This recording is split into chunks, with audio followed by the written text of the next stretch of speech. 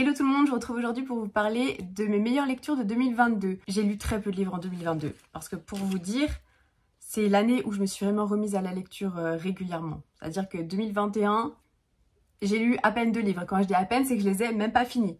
Du coup, en 2022, j'ai lu 21 livres. C'est pas énorme, c'est plus que certaines personnes, c'est bien moins que d'autres. Après, en vrai, le nombre, personnellement, je m'en fiche. Je me dis du moment que je me suis remise à lire, moi, ça me va, je suis contente. Du coup, comme j'ai pas lu énormément de livres, j'ai pas non plus énormément de coups de cœur. J'en ai certains. Mais ceux que je vais vous présenter dans cette vidéo ne sont pas forcément que des coups de cœur, mais des très belles lectures, en fait, ou des lectures qui m'ont marqué tout simplement. Voilà, j'avais envie de vous les présenter dans cette vidéo. Et on va commencer par le livre qui m'a remise à la lecture, mais très clairement. C'est-à-dire que j'étais dans les rayons de la librairie et en fait, je me suis dit, j'ai envie d'acheter un livre. Vas-y, j'ai envie d'acheter un livre. Et je me suis dirigée vers celui-là. Et en fait, à la base, je me suis dirigée vers... je vais vous le montrer, ce sera plus simple. C'est Miroir, Miroir de Serena Valentino.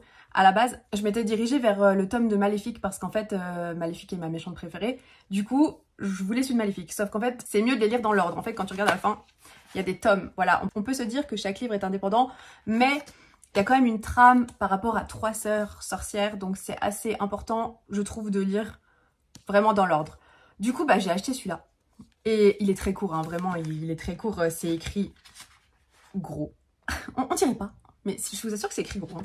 Et c'était tellement fluide. En fait, dans cette histoire, c'est une réécriture de Blanche-Neige, mais du point de vue de la méchante reine. Et j'ai trouvé ça tellement intéressant. J'avais jamais lu d'histoire, enfin, si je me rappelle bien, d'histoire du point de vue des méchants comme ça. Et j'ai trouvé ça vraiment très intéressant. Franchement, je sais pas à quand remonter la dernière fois où j'ai été happée dans un bouquin comme ça, à le lire... très vite, à être à fond dedans, mais bah, celui-là, voilà, il a complètement fait le taf. J'ai adoré voir le point de vue de la méchante reine, c'était super intéressant de voir sa chute, de voir comment ça allait évoluer à ce niveau-là. Et je me suis attachée à elle, malgré tout. Malgré, voilà, j'ai eu de la peine pour ce qui se passait, voilà, pour la tournure que prenait l'histoire. Non, vraiment, c'était vraiment intéressant. Je m'attendais pas à ce que ce soit si, entre guillemets, profond, je vais dire ça, parce que c'est quand même, voilà, ça reste une lecture assez légère, assez facile à lire. Mais mine de rien, son histoire, voilà, était vraiment très intéressante. Et ça m'a fait du bien d'être nouveau happé dans un livre, d'être nouveau à fond dans une histoire et de vouloir le reprendre pour le lire. C'était vraiment bien. Du coup, c'était pas un coup de cœur, voilà, mais je tenais quand même à le présenter parce que c'était vraiment une très bonne lecture et qui m'a remise le pied à l'étrier, on va dire, en fait. Et du coup, je voulais aussi présenter dans la foulée le tome 2 parce que celui-là, je l'ai encore plus aimé que Miroir, Miroir. Donc le tome 2 qui est l'histoire de la bête, donc sur la bête de La Belle et la Bête, hein. Et il a été tout aussi réussi que le premier, voire du coup mieux parce que je l'ai préféré, mais vraiment de que dalle, hein, un demi-point on va dire. Et j'ai beaucoup aimé là, voir le point de vue de la bête, que ce soit son entêtement ou ensuite sa vulnérabilité tant par rapport à Belle que par rapport à la situation, voilà, tout ce qui se passait. L'évolution était vraiment très intéressante. J'ai l'impression que je dis que le mot intéressant depuis tout à l'heure, mais c'est vrai, c'est le mot d'ordre de ces livres-là. C'est super intéressant de voir ce point de vue-là, de voir comment l'autrice a interprété leur histoire. Vraiment non, c'était chouette. J'ai aussi beaucoup aimé le personnage de Circé. On a un personnage, le personnage de Circé qui est dans cette histoire. Et malgré le fait qu'on ne la voit pas beaucoup, eh bien c'est très intéressant et ça... Comment dire, ça introduit le 3e tome du coup, qui est sur la sorcière des mers. Je l'ai là, mais je ne vous l'ai pas présenté. Mais c'est pareil, le tome 3, je l'ai aussi adoré. J'ai toujours pas lu le tome 4, je ne sais pas pourquoi. Pourquoi, peut-être, je ne sais pas. J'ai voulu lire autre chose pour me dire, je vais pas... Parce que je les ai lus à la suite, en fait, les 3 là. Donc j'ai lu autre chose, histoire de pas les rusher et ne pas me dégoûter, entre guillemets. Parce que quand je reste trop longtemps sur la même saga, à enchaîner les tomes et que je ne fais pas de pause entre, c'est le meilleur moyen pour moi de me dégoûter, en fait. Je sais pas si c'est le bon mot, me dégoûter, mais je me lasse, je sais pas, c'est un problème, hein. Mais j'aime bien de temps en temps faire une pause au milieu des sagas. Donc là, je me suis dit, au bout des 3 tomes, je vais faire une pause et lire autre chose. Et finalement, eh bien, j'ai même pas continué. Sachant que, excusez-moi, mais le 4, c'est le tome de Maléfique. Celui qu'à la base, je voulais lire en premier. Et je l'ai toujours pas lu. Essayez de chercher à comprendre le délire. Mais bon, vraiment, c'est vraiment sympa comme histoire. Et puis ça se lit hyper bien. C'est court, ça se lit très bien. Non, il faut vraiment que je lise le tome 4. Ensuite, je voulais vous présenter Le Fracas et le Silence de Corey Anderson. Alors, il existe 2 couvertures parce que là, il est chez Fleuve, mais il est aussi édité chez PKJ. Moi, personnellement, je préférais cette couverture. Je la trouvais vraiment jolie comparée à celle de chez Pocket Jeunesse. Mais bref, ça, c'est un détail. En fait, l'histoire de base, c'est sur Jack qui va devenir orphelin. En fait, son père est en prison, sa mère est morte, il est orphelin, il a un petit frère. Et en fait, il va tout faire pour ne pas se retrouver séparé de son frère. Donc, il veut pas que son frère soit envoyé à l'orphelinat. Il veut pas qu'il soit en famille d'accueil, qu'il soit séparé. En fait, voilà. Et en fait, ce qui va se passer, c'est que son père est en prison pour une raison. C'est qu'en fait, il avait fait un braquage. Et l'argent de ce braquage, eh bien, est caché quelque part. Et en fait, il va essayer de trouver l'argent de ce braquage pour pouvoir s'en sortir avec son frère et ne pas dépendre des services sociaux et compagnie. En parallèle, on va suivre Ava. Et le problème avec Ava, c'est son père, parce que son père, en fait, est à la recherche du même butin de braquage que Jack. Et son père n'est pas, voilà, n'est pas un saint, hein, c'est même un homme très dangereux. Et bah, Jack et Ava se connaissent parce qu'ils sont à l'école ensemble. Ben, ça va causer des problèmes, bien entendu. On va suivre aussi un petit peu Doyle, qui est un policier et qui, à la base, essaye d'aider Jack, mais Jack ne veut pas de son aide. Du coup, c'est tout un thriller autour de ça, autour de cette recherche d'argent, cette tension qu'il y a avec l'homme qui est dangereux et Jack de son côté, parce que bah, l'homme, là, le grand méchant, il sait qui avait l'argent à la base, il connaissait le père de Jack, voilà, c'est pour ça. Et ça, voilà, ça va devenir très très compliqué pour Jack, pour son petit frère. C'était une histoire vraiment bouleversante. Franchement, ça m'a bouleversée. C'était tendu, c'était stressant. La façon dont c'est écrit, l'atmosphère, je veux dire, on est complètement dedans. C'est tellement réaliste, je sais pas comment dire. T'es complètement imprégné. L'atmosphère qui est décrite, tu es imprégné par l'histoire. T'es obligé d'être avec les personnages en fait, d'être avec Jack et de te dire oh my god, pourquoi tu fais ça, s'il te plaît, je t'en prie, mais va, je sais, par moments c'était frustrant, j'étais là non mais par pitié, je t'en prie, sois raisonnable, je sais pas, enfin. Et puis Doyle, je trouve que le point de vue de Doyle est vraiment très intéressant parce qu'on le voit complètement désemparé face à la situation, il n'arrive pas à gérer et ouais, tout ça est vraiment très réaliste, j'ai beaucoup aimé. Et je dois dire que je m'attendais pas à ça. Je m'attendais pas à cette fin. C'était bouleversant. En fait, ce livre est écrit d'une manière à vous atteindre en plein cœur. Vous ne pouvez pas lire ce livre, le refermer et reprendre votre vie comme si de rien n'était. C'est impossible. Je l'ai lu il y a 1 an. J'arrête pas, j'y repense encore. Et là, encore plus quand il neige et tout, parce que ben, ça se passe en hiver. C'est le genre de livre qui marque les esprits, en fait, je trouve. Et j'étais obligée de vous en parler. En tout cas, si vous l'avez pas encore lu et qui vous tente, qu'il est dans votre wishlist ou votre pile à lire, mais qu'attendez-vous, là, c'est le moment, là. Là, c'est le moment de le lire. Lisez-le. Ensuite, un que ben, vous devez certainement connaître parce qu'il est quand même pas mal connu, c'est Sorcery of Thorns. Et j'en ai aussi parlé, mais vite fait. J'ai l'impression que mon édition se casse la gueule. Non, quand même. Autant pour donner les avis, ça va. Mais quand il s'agit de résumer un livre, je suis nulle. En fait, on suit Elisabeth, qui travaille dans une bibliothèque. Mais en fait, les bibliothèques ne sont pas comme celle-ci. C'est-à-dire que en fait, les livres sont vivants. Enfin, ils sont vivants. C'est-à-dire qu'ils renferment des monstres, on va dire. Eh bien, il faut protéger le monde de ces monstres. Du coup, c'est ce que fait Elisabeth.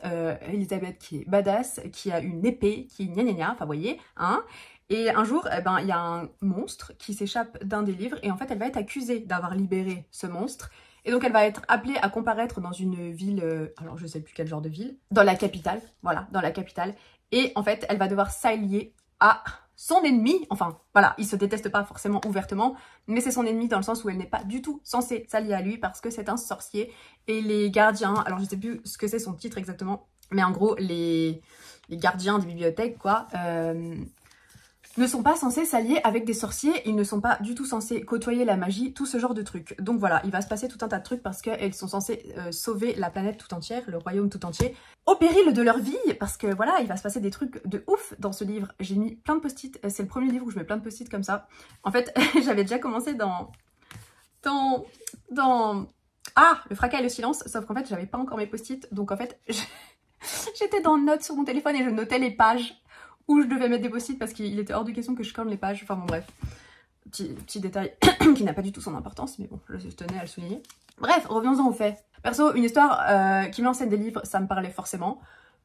L'objet livre me parlait bien forcément aussi, hein. Mais c'était trop bien. J'ai adoré ce livre. Les personnages sont géniaux. Elisabeth, c'est une jeune femme vraiment épatante. J'ai adoré ce personnage. Elle se bat pour une cause qu'elle sait juste, même si elle doit s'allier à quelqu'un qu'elle ne devrait même pas côtoyer à la base. La tournure que prend l'histoire est palpitante.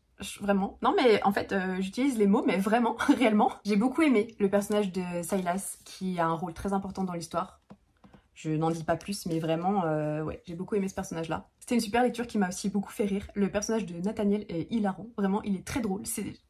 Des fois, il sortait des trucs, mais j'étais pété de rire. Les premières pages, enfin, genre, il y a que des post-it jaunes parce que je rigolais. Oui, faudrait que je vous fasse cette vidéo d'ailleurs sur comment j'annote les livres. Mais vraiment, oui, il y avait des passages, je rigolais, enfin, je rigolais vraiment, quoi. J'ai aussi pleuré, j'ai stressé. Non, enfin, franchement, il y avait tout dans ce bouquin. Il y avait tout dans ce bouquin. Alors oui, par contre, j'ai quand même un petit bémol. Il leur faut quand même 500 pages pour se tutoyer, les gars. 500 pages. Alors, je sais que c'est la traduction. Et qu'en anglais, on ne vous voit pas ou quoi. Mais du coup, pourquoi pourquoi la traduction a décidé ça? Je sais pas, j'ai pas compris. Enfin bon, bref, à chaque fois, je pense, parce que j'ai écrit dans ce livre, et à chaque fois, j'étais là, purée, se tutoie encore. Enfin, j'étais désespérée à ce propos. Ensuite, on en vient à des livres que je vous ai déjà présentés en point lecture, notamment L'Intime Lune de Miel de Christina Lauren, qui était absolument incroyable. Enfin, je l'ai adoré. C'était... Oh, en fait, c'est mon premier coup de cœur. Parce que les autres, je les ai adorés, mais c'est des 4,5, vous voyez. Je suis quelqu'un qui met difficilement 5 étoiles. Je mets souvent, je mets plus facilement des 4,5 mais des 5 étoiles, ce qui veut dire le coup de cœur ultime pour moi, le 5 étoiles. C'est assez rare. Là, celui-là, c'est un 5 étoiles. Je l'ai vraiment adoré. Je vous l'ai déjà résumé et tout. Bon, je vais peut-être en parler s'il y en a qui n'ont pas vu mon point lecture. Mais en gros, on va suivre Olive. Olive, dont la sœur jumelle va se marier. Sauf que ce qui va se passer, c'est qu'à ce mariage, tout le monde va tomber malade. Ils vont avoir une intoxication alimentaire. Sauf Olive et le frère du marié, parce que ils n'ont pas mangé ce fameux buffet. Donc, ils ne sont pas malades. Et la sœur de Olive devait donc partir avec son mari en lune de miel, sauf que, eh bien, ils ne peuvent pas, ils sont beaucoup trop malades, la tête dans la cuvette, vous voyez. Comme elles sont sœurs jumelles, la sœur de Olive va lui proposer de partir à sa place à la lune de miel, parce que la lune de miel n'est pas annulable, ni reportable, ni quoi que ce soit. Donc en gros, elle va perdre cette lune de miel, ça va être dans son cul, quoi. Donc elle dit à Olive, pars à ma place. Ok, Olive, bon, d'accord. Et elle a dit, et tu as qu'à emmener Ethan, qui est le frère du marié, puisqu'ils ont le même nom de famille, j'ai juste donné le nom de famille, il peut partir avec toi. Ok, sauf que, Olive et Ethan, ils s'aiment pas. Ils peuvent pas se blairer, genre, vraiment. Ils s'envoient des pics quand ils se croisent, enfin, c'est la catastrophe. Donc du coup, c'est un petit peu compliqué quand finalement, il s'avère qu'ils doivent partir ensemble, en voyage, et qu'une fois arrivés là-bas, il va se passer quelque chose qui va faire qu'ils vont un petit peu devoir faire semblant d'être vraiment les mariés. Parce que c'est censé être les mariés. Si quelqu'un découvre que c'est pas eux, ça peut foutre la merde. Donc voilà, c'était génial. C'était génial, c'était drôle, c'était rafraîchissant. Ethan. Coup de cœur pour Ethan, hein. Voilà. Et c'était drôle, et c'était bien, et c'était... je sais pas, voilà, je sais même pas quoi vous dire d'autre. Qu'est-ce que j'avais raconté dans mon point lecture? J'en sais rien. Juste que c'était bien, c'était trop bien, j'étais à fond dedans. Alors oui, c'est pas une lecture... Comment dire? C'est pas une lecture qui va vous faire réfléchir sur la vie, c'est pas quelque chose auquel, à la fin de la lecture, vous allez être comme ça, à fixer le mur pendant 3 quarts d'heure. Mais c'était trop bien, c'était quand même trop bien, voilà. Ensuite, mon autre coup de cœur de l'année dernière, enfin de l'année qui vient de s'écouler, c'est Le Chant d'Achille de Madeline Miller, que j'ai lu en audiobook celui-là, mais je l'ai acheté parce que je voulais l'acheter et je voulais relire la fin, et je sais que je le relirai d'ailleurs en papier, un de ces jours, je ne sais pas quand. Je dis toujours qu'il faut que je relise mes livres, mais je les relis jamais.